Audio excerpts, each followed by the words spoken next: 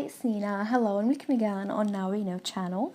And in today's video, we're going to talk about how to make Facebook posts shareable.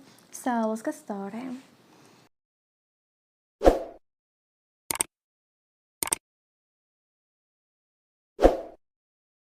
Well, after getting the app, and here the first thing we're going to do, we're going to tap on your profile picture at the top right corner.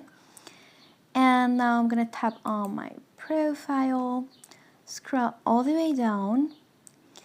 And here I'm gonna tap on what's on your mind. So here, if you want to make a new post, here you can write whatever you want. For example, I'm just gonna write morning, just an example.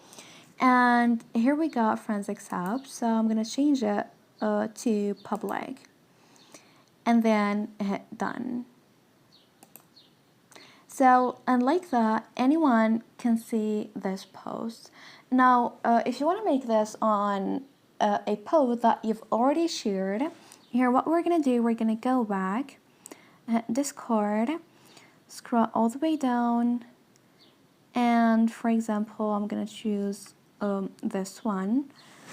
So I'm going to tap on the three dots at the top right corner, and then hit edit post.